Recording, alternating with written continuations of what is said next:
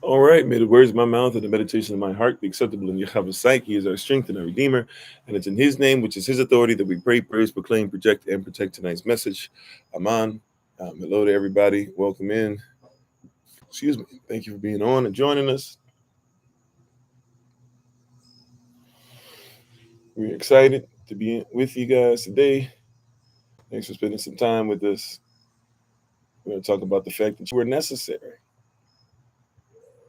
You might not even know how necessary you are. But it's okay. You are necessary. You are necessary. Right? I want to show you how necessary you are. Right? A lot of people don't know how necessary you are. I want to talk to you guys tonight about how necessary you are. So let's go ahead and get that in and make sure we speak on the necessity, your value, who you are. Right? And a lot of us were not aware of it all. Thanks for being on, everybody coming on. Thanks, babe. I see you. Once again, checking my wife, by the way, the Honorable Amma on TikTok, YouTube, her website, and Pinterest at Bloom and Flourish, not A and D, the letter N. Bloom and Flourish. She's a healer, herbalist, chemist, and biologist by degree. And the tincture of the month is I Am Rested. So let us know if you'd like to be able to partake and get any of that and be a support to her business. Her business is making sure that the health of the diaspora is her business. Thanks for being on, babe. Thanks for being on, Minister Sonia. Shalom to everybody coming on, Minister Tamara, everybody who's listening in. And I want to talk about how necessary you are. We talked about that, some coming out from the Patreon Kingdom, Patreon fam. We talked about that tonight already, but I want to discuss how necessary you are, Yasha, right? Now, I put up some of this stuff already. There's a video on TikTok on both Kofi underscore 42 and Kofi underscore 43. Maybe I should even put something up on Patreon and on YouTube for you guys to see it as well. But you can type it in on YouTube and find different versions of it where you can actually look back at different time frames to see who actually was in Yashta, right? And you can actually see who's there, right? Matter of fact, if I move my head, you'll see that on the bottom of the video it says Israel was black. Now, I'm not trying to make this only about black white tonight. How you doing, Sister Sharice? But I want to use this as an example because you are necessary, right? Now, they keep telling us that Israel is necessary, but they keep telling us that you're not Israel, somebody else is. Interestingly enough, though, you are necessary. If I were to just simply show you pictures of the people that looked at, now this is not us. These are people of European descent who decided to go back to videos from the 1920s. I'm gonna be showing you stuff from the 1920s, from the late 1800s, from the 1930s, 1960s even, and showing you what people look like and how it changed. And you tell me if you're necessary or not. Now, I'm going to explain the pictures for those that might not be able to see it.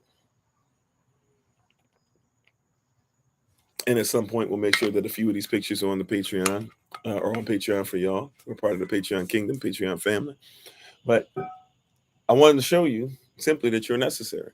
One of the biggest things to tell somebody is they're not necessary, right? And we just talked about this coming off the Patreon session, that if you realize that your community wouldn't get better unless you offered yourself up and your gift up, you would realize that you need to do it. If you realize that your community needed you more than ever, you would get up early. You would, if you knew your community needed you more than ever, you would always be early, not just on time. If you knew your community needed you, you would always get enough rest, and you would always make sure that those around you were rested, right? Because you know that you need to rest so that you can rest inside of your calling and your work the next day, right? Well, what if you could put yourself, just like we're trying to make sure, how you doing, Minister Select Morel? We're trying to give people the opportunity to see themselves in the word of Yah. What if we were able to make sure that you could see yourself in Yashta? Not just only as far as we can show you a scripture, right? Not only just to show you, what scripture says about you, what Orowadach Equiano, your ancestor, says about you. Not only we've shown you what Flavius Josephus says about you, you can go look that stuff up, right? We put all that stuff out there on Patreon, and it's there for you guys to look up on YouTube, right? Not only those things, though, but what if you could legit see yourself? What if in the 1920s, if I could just simply show you that, hey, in the homegrown market, you were there, right? Somebody else colorized this. That's not even our culture. This isn't even me putting us up. You were there in the market in Israel. You were black. Interesting, or what we now call as black. So if Israel is necessary, are you necessary?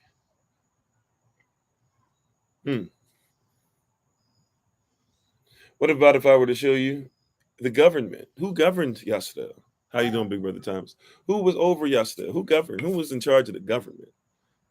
The government that they say is so messed up and torn apart and making bad decisions for people and stuff now, and it's killing all Palestinians and stuff like that. Who was there with the Palestinians? Who wasn't killing them? Allowed them to be able to worship whatever they wanted to worship, as long as we could worship whoever we wanted to worship. And we made the main thing, and helped one another. Who did that? Who was in charge of your government? Could it have been you?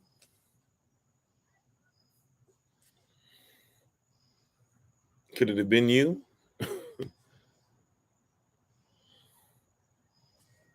They told you that you weren't, this wasn't you, right? It wasn't even in the best shape. Not all of it, but it wasn't as bad as what you said. This looks like, if I were to tell you, if I were to tell you any different, y'all probably think this is Kenya, right? Y'all wouldn't even think that this is Israel because somebody told you this never happened in Israel. We never existed. But what if I told you, no, you're necessary? I mean, heck, even Jews. And by the way, they say you can't say you're a Jew unless you're Jewish. Well, problem is with that, or you have to say Jewish unless you're a Jew. Problem with that is, though, is that they won't admit that I'm real, right? But they'll say that I'm beta Israel. They'll say they're alpha Israel, but I'm beta. They try to say I'm lesser than, but they still, even by their own standard, they can't deny who I am because my people can't be denied. What if it's my ancestors that were in the marketplace? Does that look like Israel to you? If we said we saw two black girls in the marketplace in 1920s dressed like African people, would you say they look like Israel to you?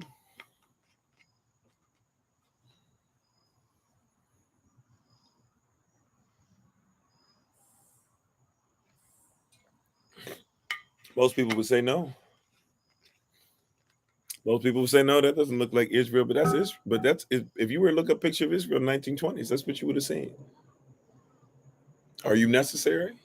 Is it necessary now that you become Israel, that you become who you are? Because what the goal of the enemy, the trick is, they always tell us what? Oh, see, you gotta you got to start making sure, right? They say this all the time. You got to start making sure that you, what is it they say? Ah, I'm sorry. I'm sitting here. I was seeing another message up there. What was I talking about?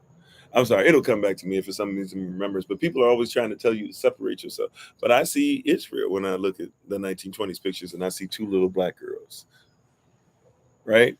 I see Israel when I see women wearing Israelite garb. It's interesting. They say that our women didn't wear the stuff that Africans wore, but they forget to tell you, you are Africa. You are Africa because we're mixed with Kemet. Yashida went and hid in Kemet because he looked like this. The Bible tells us this. Peace and love, right? So even the person who tries to tell me because of who my people are, see, I'm blessed to be able to know exactly where my people come from, right? Even if I don't even have all the exact names, I know more than most. And so I'm blessed to be in a position to say, like, hey, even if they don't want to admit that I'm Alpha Israel, they still have to admit I'm Beta Israel. You still got to say who I am. When I show up and my people show up, you can't deny me. This is 1920s. It was your people who went ahead and went back to film and made sure that they recolorized it to make it what they thought was mostly accurate. And they told us that Israelites were black in the 1920s. Now, we must admit that not every single person you probably see in these pictures, as we'll keep seeing, are going to be of Israel, because Israel was scattered and there were already people of many different nations that were already living there from the times of King Herod. And King Herod himself was a gens. He was a Gentilic type person. But when you said, what did the Israelite look at in the 1920s? This is what we look like. A lot of people don't even know. You see your sister, black sister, right? Black hair, two Afro puffs. Now, you did have other people that were coming in, but even they didn't look like what they tell you they look like. And by the way, if you want, when I'm saying all these things, you know how we even know that the Israelites, they look like Israelites? How we even know for sure they look like Israelites? Is because the music they even used for the video back then, we know the name of the music. We know who wrote it. And it was written as it's something called Samson and Delilah, and it was recorded in 1920. So even the pictures, the videos and things we would find, it proves the fact that, hey, it had to come from a certain time period, including the music. We know who wrote the music. We know when it was recorded.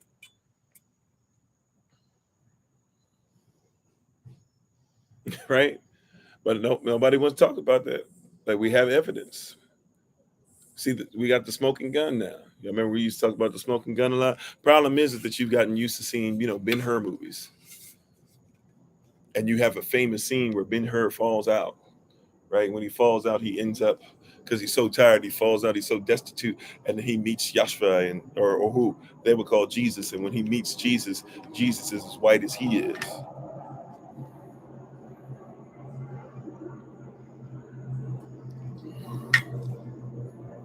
So you see yourself in somebody else, right? But we're not saying anything. We're not telling tales out of school. Why are people saying we're lying? This is Ben-Hur is the lie. Charlton Heston, this is the same Charlton Heston that's gonna act like he's the same color of Jesus, and then the same Charlton Heston later on who's gonna pretend to be Moses. Moses didn't look like Charlton Heston. The only reason you think Moses looked like Charlton Heston is because somebody told you to watch the Ten Commandments movie. That used to be a great movie in our house, by the way. So I ain't gonna act like we didn't watch it. I grew up on the Ten Commandments. I couldn't wait. Every Easter, I didn't even celebrate Easter, but every Easter we got to watch the Ten Commandments. So as a little child, I couldn't wait for the Ten Commandments. Right? I grew up watching stuff like The King and I. My mama was into musicals. I was into musicals since I was a musician. I like classical music before I liked anything else. So I grew up with Roger and the Hammerstein stuff, and I knew the stuff. I sung it. I did it in plays. I played on piano. I played in the pit orchestra. I directed some of the stuff or whatever. And so, Oklahoma, stuff like that. Watching Blackface, where you saw, Yul Brynner playing the king, and Dancing with Anna and stuff like that. Also, too, when it came to when he was a not only was he that in The King and I, right? But what else did he play? What am I forgetting? I just mentioned The King and I. What's the other one that Yul Brynner did that's popular too? Why is that escaping my mindset? But that's what I saw. I saw a white guy with a bald head playing an African. And I thought that's what an African was like, because that's what they told me. And so, of course, I didn't even forget even seeing myself. I didn't want to see myself as an African because I didn't even see it. Oh, and the Ten Commandments, the one I just mentioned, right? 10 Commandments. So for the longest time in my mind, you couldn't even be a pharaoh unless you looked like Yul Brynner. And all these pharaohs that they presented to us, they had to look like Yul Brynner. But all they did was they gave you a white man and told you that that's what it looked like, just like they did with 300, by the way. A lot of y'all think King Leonidas is white because you saw a white man playing, when the reality is King Leonidas was probably my color or a little darker. The Spartans were not white, even by the social construct. Even back then, when you're talking about Palestine, this is in 1896, y'all. This is people that are being forced from their places and coming from other places, and Turkic Empire and stuff like that. A lot of people don't know the Germans are starting to take over, things of that nature. Then the English are going to come over and take over from the Germans. This is all leading up to World War I stuff. They still don't look like who they tell you the Jewish people are. No offense to our Jewish brethren, because there's some Jewish brethren out there that know the truth and want to be better, but they don't look like what they tell you, because they're not who they tell you. Right? 1896, 1890. Well, these are hard pictures to see, right? But now this is what we just saw what Israel looked like. Now, let me go back now. Let me just make sure we see that these are dark brothers and sisters,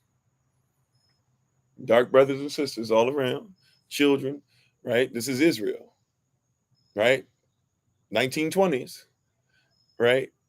And they want us to believe that even though it's Israel up to the 1920s, they want you and I. Sorry, I got so much stuff for y'all today, and I don't even know how much y'all can actually see. They want you and I to believe that in 1960s, these are the same people. Remember, I told you in 1948, Israel wanted to be known as a sovereign nation. They went to Kemet. They said, "Hey, will you recognize us as a sovereign nation?" Kemet said, "No," or it's not Kemet. They went to Egypt. They said, "Will you recognize us as a sovereign nation?" Egypt said, "No, we can't do that. Why did they say no? They said, no, we can't do that. Why? They said, because when you left, when you were scattered again, when you were broke up from here again, when we saw you last time, you looked black. But the prime minister said, when you came back,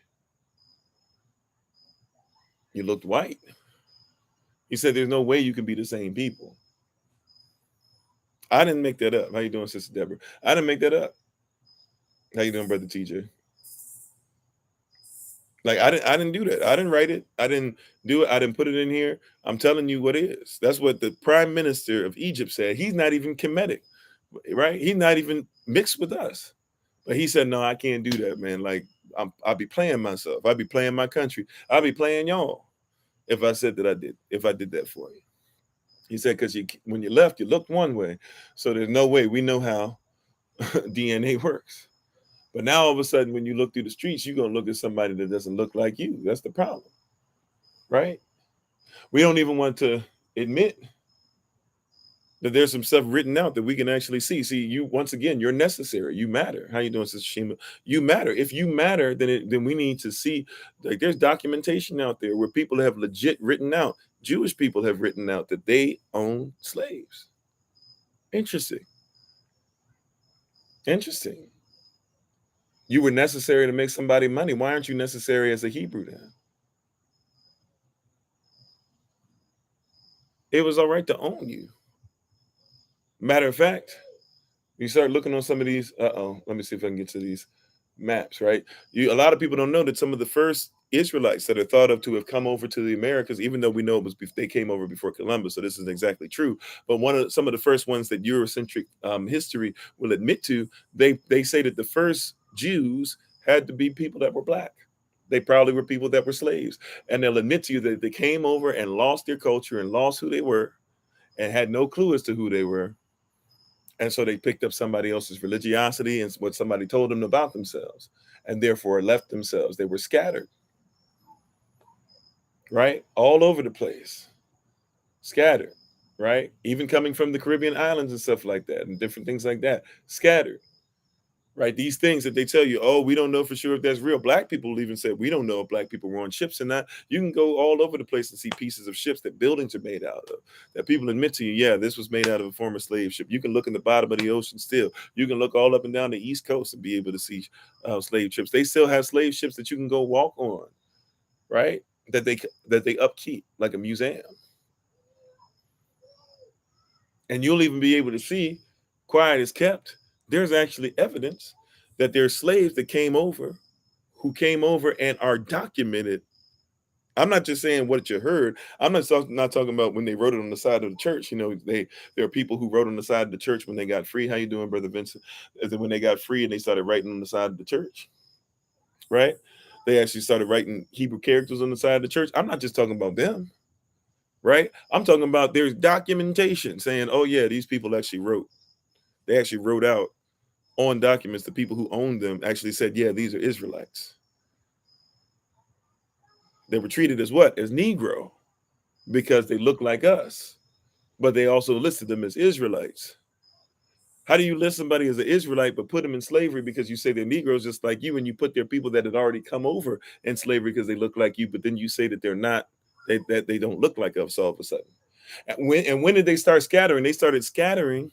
A lot of people don't know this. And the same time I was showing you those pictures, really in the late 1800s, they were scattering way before that, right? Even though some were still in Israel. So when did they start scattering? If you look it up, they actually started scattering in the 1400s, the late 1400s. The same place that Christopher Columbus will go when he looks up the land of Asheroth.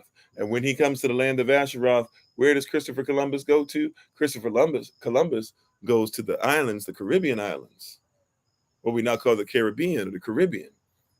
He goes there looking for the land of Asherah to be able to make slaves. And he brings over a Hebrew interpreter, somebody who can speak Avda, somebody who can speak Hebrew. They literally wrote out on paperwork saying, yes, that the people that we're getting, they are in fact Israelites.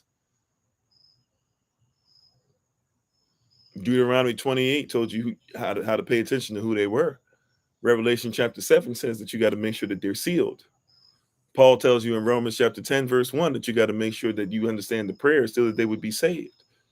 Are you necessary yet? Are you feeling a little more necessary yet?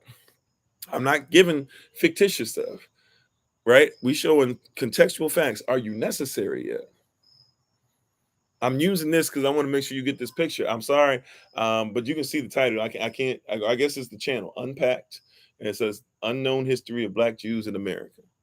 I'm using part of it. I used other videos too, so I'm sorry, but I want you, if you're looking for the specific stuff, to be able to look and see it for yourself. Go and look it up, and then keep researching. Don't stop there. Keep researching.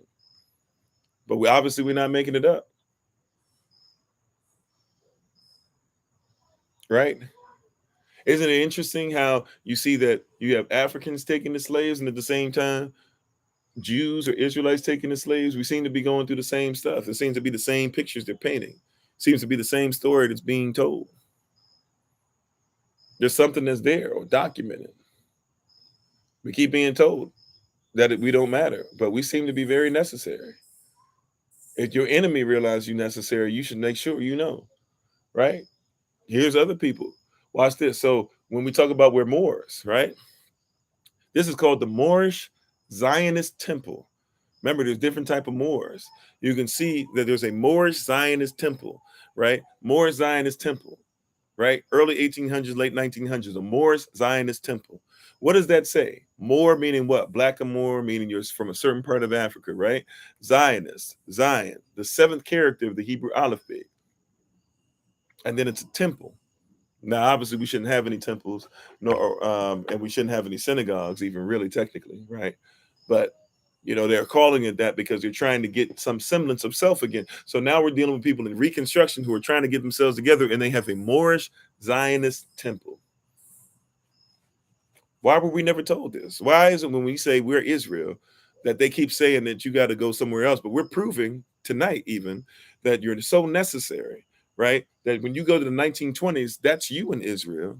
And then even still, right, when we look in America, this is a place, by the way, that a lot of people tried to prove that we were Israelites so that we could get some kind of reparations, because Jews get reparations. So they tried to say, well, we're the black Jews. That's why they call themselves Jews. And eventually the Hebrew Israelites. And now people with the CIA and stuff doesn't like us. So they label us black Hebrew Israelites. But we knew that who we were back then. You know why? Because people went to stuff like the Moorish Zionist temple. And when they finished with the Moorish Zionist temple, usually they would go from there, and they would, if they weren't already all the way in it, they would become converts to things like Bet, right? Or Beth, right? But Bet Benai Abraham.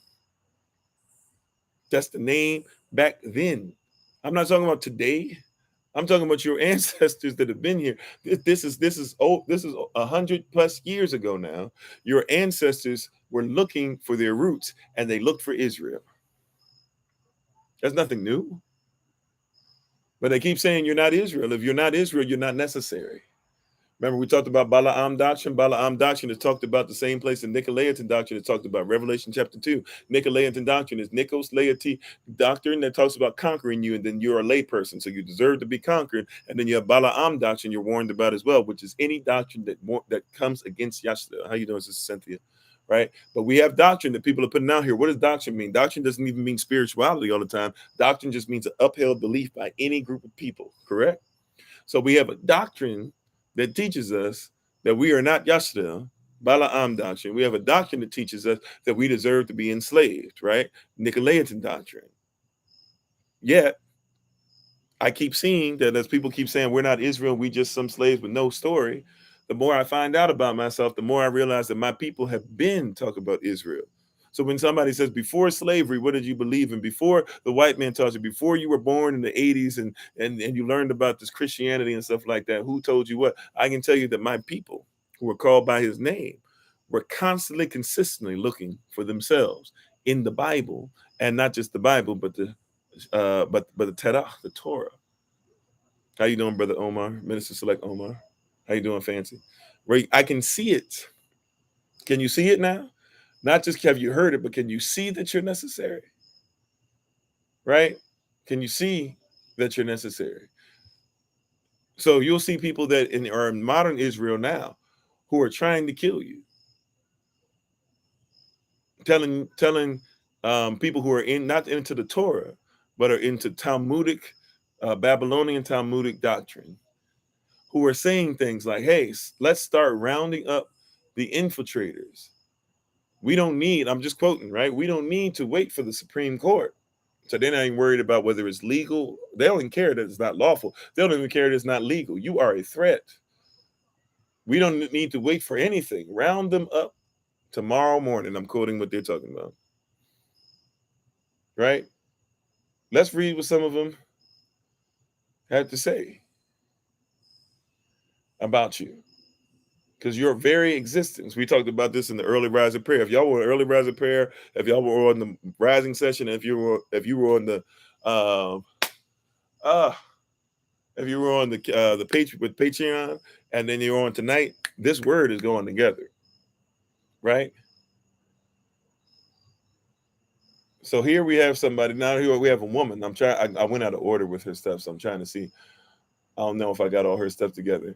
But basically, she said outside her house, she sees SHI, you know what, spit and psychopaths, saying that basically all black people are poor. Not really, but that's what she said.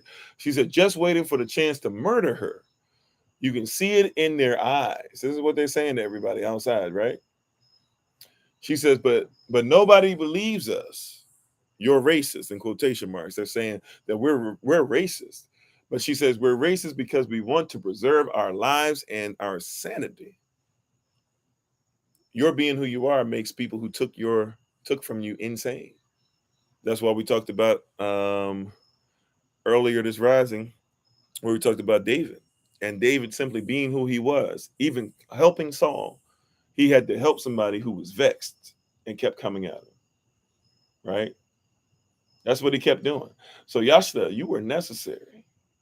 Whether somebody wants to admit it or not, you were necessary. You were so necessary that they hid you. They lied to you. They told you that you weren't real, but you've been in Israel. You were in Israel in the 1920s. You were Israel really until they started kicking people out in the 1930s and 1940s, when they made a deal with when the Rothschild family made a deal with the United States of a corporation, the Corporation of England, the Corporation of Russia, and the Corporation of France. When that deal was sparked, and they could have your land, how you doing, Jeremy? When that deal was sparked, they came in and took you out. And if you notice this too, how you doing, Takwa, right? And if you notice this too, you'll notice that when you look at the Israelites, you'll discover something very particular. That even remember, because we came over here, we were already trading back and forth through West Africa and other means, and we had already scattered before Columbus even came over in the 1400s. We were already coming over, right? When we realized that stuff was about to go down, right? Spain was getting too much power. More stuff was about to be off the throne. All this stuff, we were like, "Yo, we got to roll out." How you doing, Sister Kimberly? Right? But when you came over, people always say, "Oh, the black people that they're saying we don't wear this, we don't wear that." Well, in Israel, we wear these things, but also notice that some of these things that these sisters are wearing, especially, they look like what our sisters wear who are indigenous to the Americas. You can't escape your culture. You can't escape what you look like. You're necessary. You are necessary. When you realize who you are, game over, man. Isn't that what that movie said? I forget what movie is that, where the guy keeps saying, "Game over, man." Right? Game over. How you doing, Supak Mango? Right? When you realize who you are, you can't deny it anymore. Right? When you know who you are, you can't deny it anymore. When you know that there is no Israel without you, then you'll stop looking to a piece of land. No offense to our brothers and sisters who are trying their best to not get deported from Israel because of the color of their skin and came over from America to try and reclaim their heritage and stuff. No offense to them, but Israel is bigger than a piece of land. Right? Yasharel is bigger than a piece of land.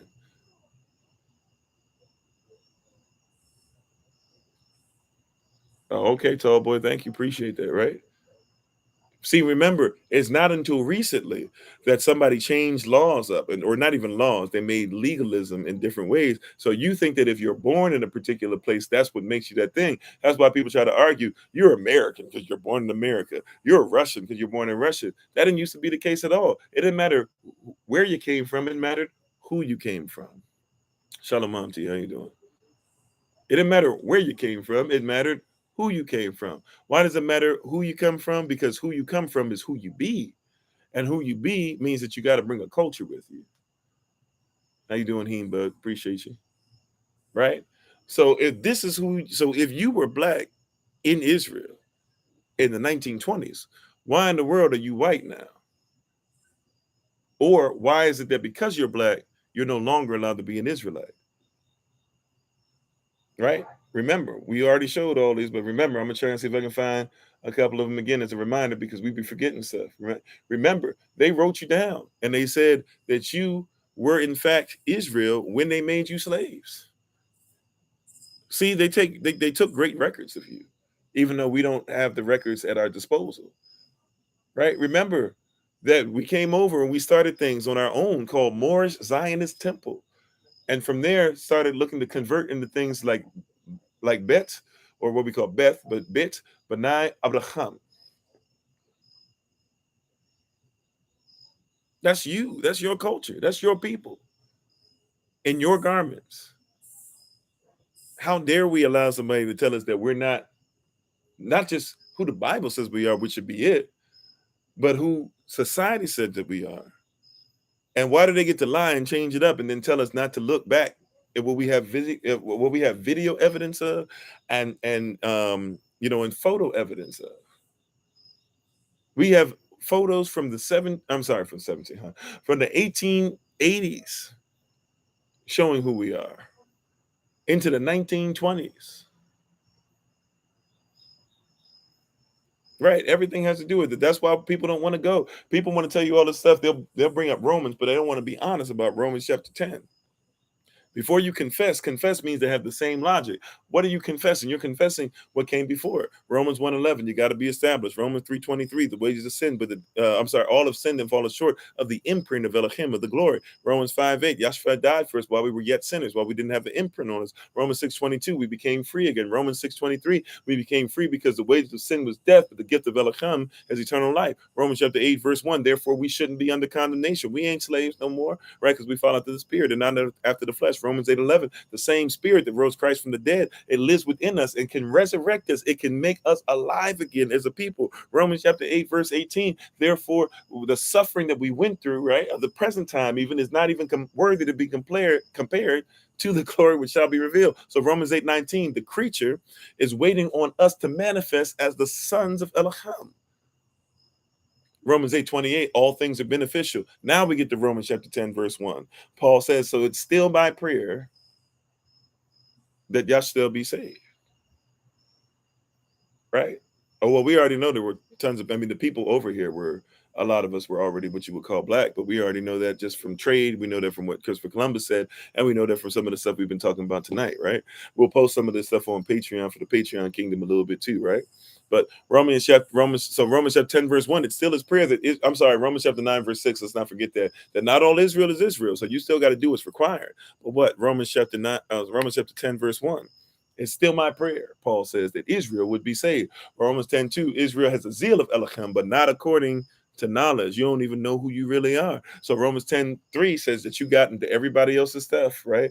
You started listening to them. You started being enslaved by them. You started thinking that what they said was true about you, and you didn't see yourself as who you were supposed to be, right? You forgot that you literally just 100 years ago, you forgot what you looked like right in Israel. You forgot who you were. But when it comes to everything else, you're ready to be enslaved, but you're not ready to actually take on who you actually are as a people.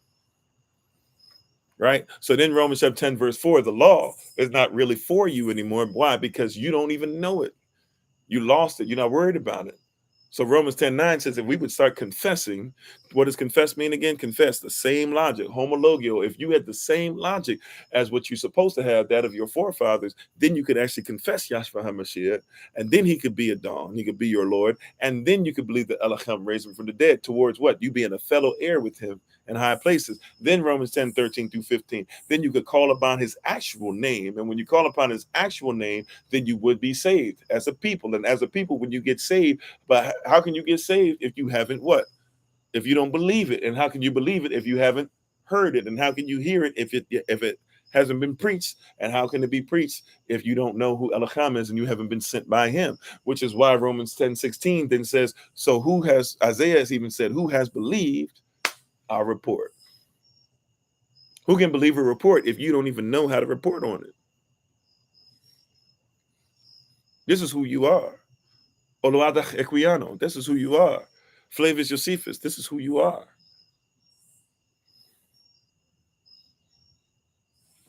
That's why Hosea chapter 4, verse 6 says what it says. Right? My people perish for lack of knowledge. And it's not because you haven't had it, it's because you've rejected it. But you rejected it because you didn't know any better. And since you didn't know any better and you rejected it, you also rejected what it could have helped your children. Therefore, he didn't just forget about the covenant with you, but he had to let go of the covenant with your children. But if you would come back to self, if we can become the curse breakers and we can say we shall be who we're supposed to be, and we realize that we're necessary to make that happen, oh, it's a different conversation now. Right? So don't forget who you are, and don't let people out here tell you that you're not who you're supposed to be. You are loved. You are necessary. You are majestic. You are fearfully, wonderfully made. You're going to be the reason why your brethren come out of this system. And anybody who wants to come and be grafted in, as long as they're willing to follow the precepts and all those different things, come on board. Come on with us. Right? This is who you are, Yashdel. This is who you always were. You are necessary. Don't let anybody tell you you're not necessary. This thing don't work without you. If it worked without you, then they wouldn't have been trying to job you and slave you to death. Oh, amen, Heenbug. Yeah, it agrees me too. But we're going to get there. We're getting there every day, bit by bit, little by little, we're piecing it together. But don't let anybody grieve you. Don't let a single person come out here. Sister Barbara said this when we got together for our last SOC meeting. Don't let anybody come out here and tell you that your walk isn't righteous. If it's a lie, that's one thing. But if you got the proof, if you got the evidence, then go ahead and live in the evidence. Hallelujah. Live in the evidence. It is hard if you trusted society your whole life, but here's something I would put on top of that. Really, most people ain't trusted society their whole life. You know why? Because if we trusted society our whole life, a lot of us wouldn't even listen to this. There was a time when a lot of us, including myself, we wouldn't have listened to this. But now we're listening to it. You know why we're listening to it? Because we never really trusted it. He said sips mineral water. That's funny. I did do that. But we didn't really trust in this. It's mineral water. That's all I'm drinking. Right? But we didn't trust in this system. We didn't trust in it at all. Something in your spirit, something in your flesh, something in your DNA memory, whichever one you want to use, because they try to get weird and esoteric or scientific or whatever way you're going, they're gonna try and mix it up for you. But something in you said, no, this ain't correct. This ain't correct. Something in you said, I got to stand up. So now we're becoming greater. Now we're reinstituting that law that Paul talked about in Romans 10, 1-4, so we can confess properly in Romans chapter 10, verse 9, so that we can do the next part too. Everybody always stops at Romans 10:9. If you confess and you believe. But what about Romans 10:10? It says that you're on your way to righteousness. It says that confessing, which means having the same logic and speaking the same logic of the Most High, right? And also what? Believing. It says that confession and believing is taking you towards righteousness, which is right lawful standing or even right legal standing, and it's taking you towards salvation. That means arriving in the place that you've been salvaged. So you're going towards living in righteousness. We ain't there yet, but we getting there. And we ain't what? We're not in salvation yet, but we're salvaging ourselves every day. Salvaging means I'm taking myself back to the original intent. Why? Because all these words we've been preaching for the longest. We wrestle not against flesh and blood, but against principalities. What is a principality? An origin, a kingdom origin. That's it. Renewing of your mind, right? Living in sacrifice, renewing of your mind every day. If you can renew your mind today and say, this whole thing doesn't work without us, then you realize you're necessary. Once again, as we talked about on Patreon today, if you realize you're necessary, then there's not a thing that you won't go to do. You'll get up early because you're necessary. You'll start the business because you're necessary. You'll love your brother because you're necessary. You'll tell other people how necessary they are because you're necessary. When you're necessary, your life changes. And when your life changes, you become life-changing.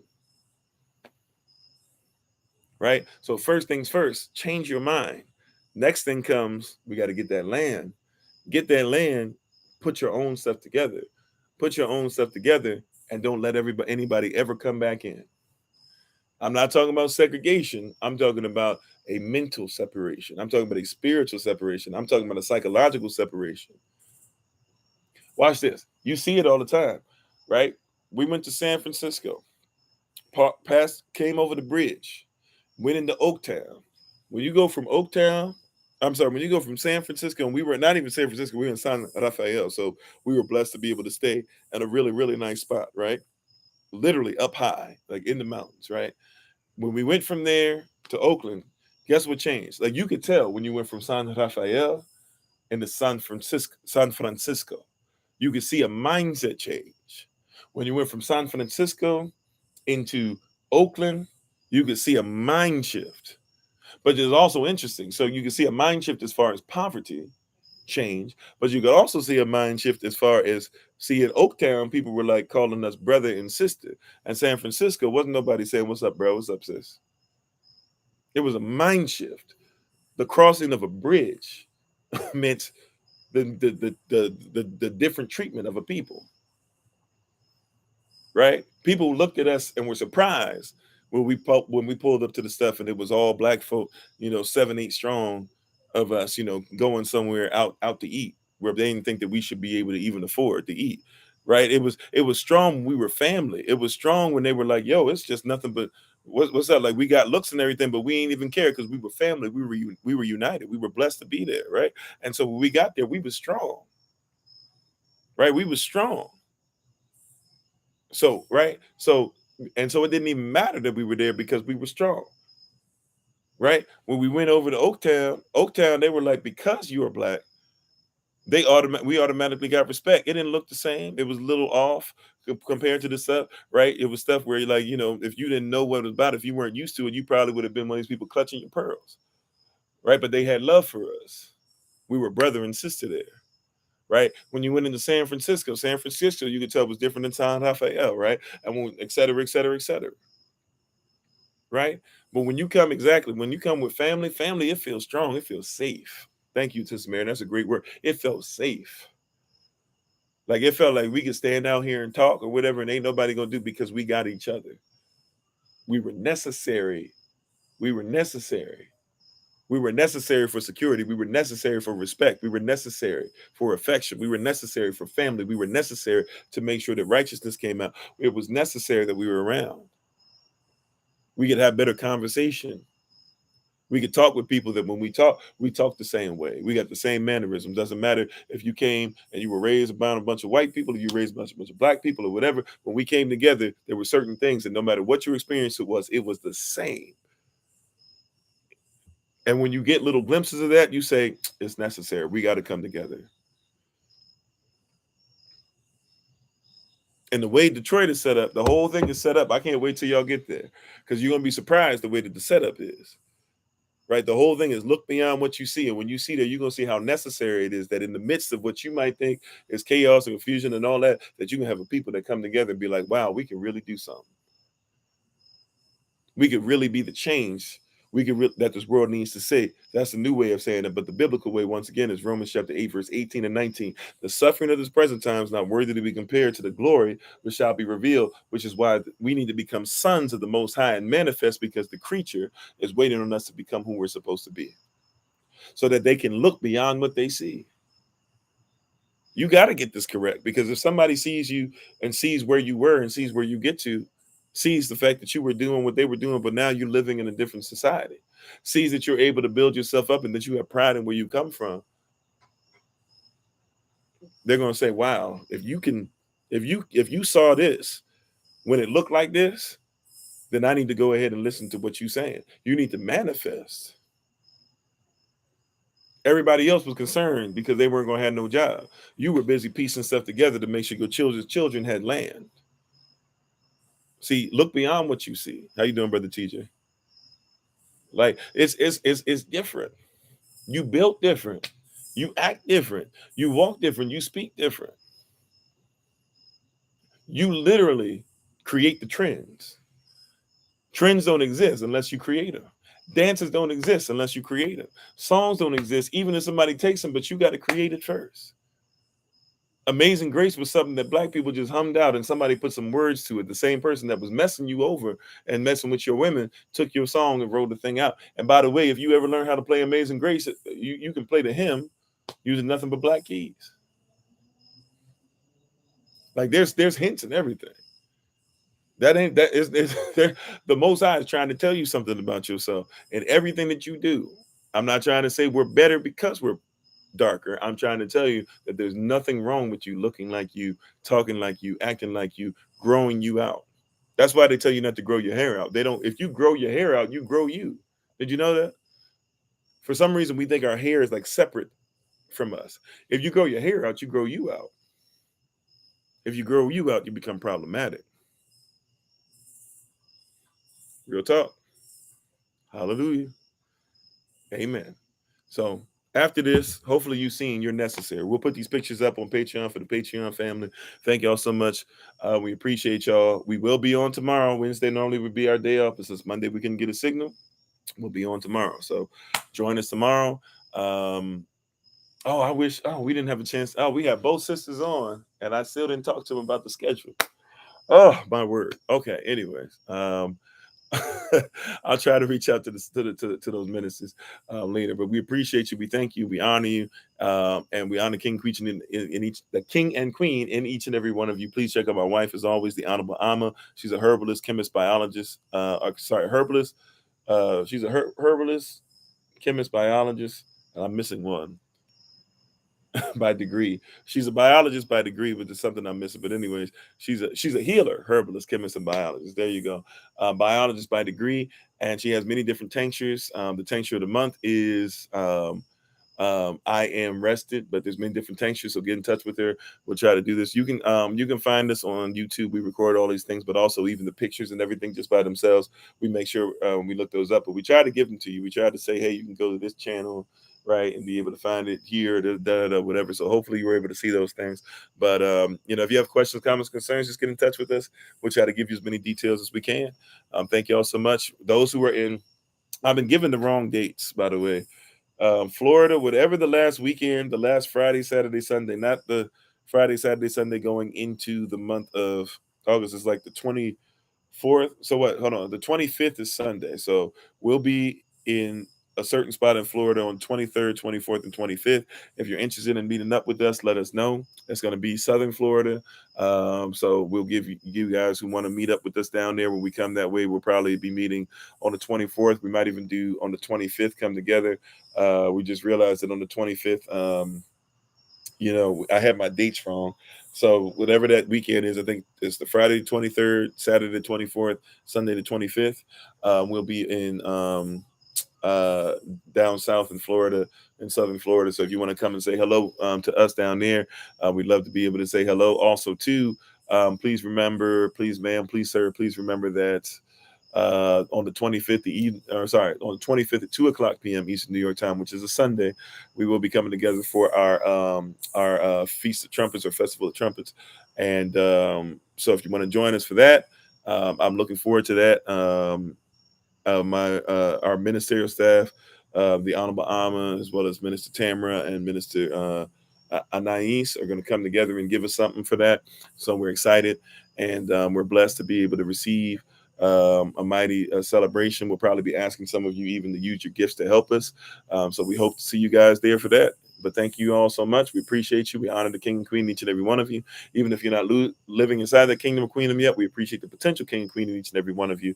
I will be on twice tomorrow in the Rising. I will be on tomorrow in the Rising at 6:30 for the last makeup session for our Early Riser Bible Study session, and then I will be on tomorrow at 8 a.m. Eastern for the live session makeup for Monday.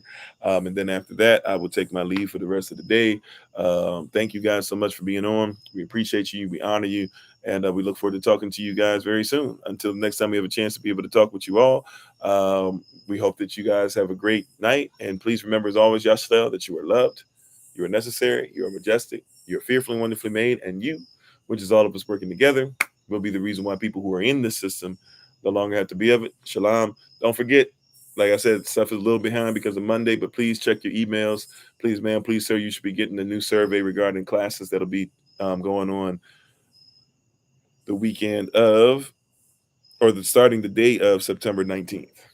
So if you're interested in those, you should be able to see those very soon. We'll talk to you later. Thank you for the blessing. Tadah, Bavakasha.